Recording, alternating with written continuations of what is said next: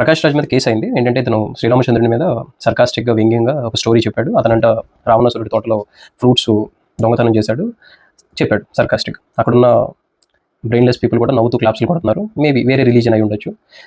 ఇతనికి Hindi imposition BJP గవర్నమెంట్తోనే problem ఉంది. Fight చేసుకో, నీకు నచ్చినట్టు ఫైట్ చేసుకో, ఎవరేమన్నారు కదా. కానీ ఎందుకు మధ్యలో హిందూ దేవుళ్ళు తీసుకురావడం? అంటే హిందువులు అంటే చులకనగా ఉందా, లేదా హిందూ దేవుళ్ళు అంటే చులకనగా ఉందా? ఇప్పుడు అదే ప్లేస్లో నువ్వు మహమ్మద్ ప్రవక్త గురించి చెప్పొచ్చు, జీసస్ క్రైస్ట్ గురించి చెప్పొచ్చు, లేదా గౌతమ్ బుద్ధుడి గురించి చెప్పొచ్చు, లేదా అసలు థర్డ్ న్యూట్రల్ పర్సన్ గురించి చెప్పొచ్చు. సమ్ ఎక్స్ అనే పర్సన్ నార్త్ నుంచి వచ్చాడు, సౌత్లో ట్రైబల్ ఉన్నారని. శ్రీరామచంద్రుడిని ఎందుకు తీసుకున్నావు? ఎందుకంటే అది తీసుకుంటేనే నీకు అవతల ఏదైతే కొన్ని సెగ్మెంట్స్ నీకు సపోర్ట్ చేస్తున్నాయి వాళ్ళు చేస్తారని.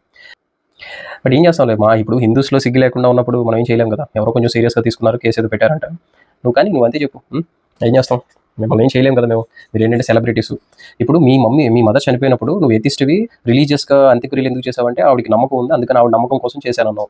అలానే హిందూస్ కూడా నమ్మకాలు ఉంటాయి కదా. ఇప్పుడు మీ మదర్ బిలీఫ్ని నువ్వు అంత బాగా రెస్పెక్ట్ ఇచ్చినప్పుడు హిందువులు కూడా కొన్ని బిలీఫ్స్ ఉంటాయి. శ్రీరాముడు అంటే మాకంటూ ఒక ఇది ఉంటుంది.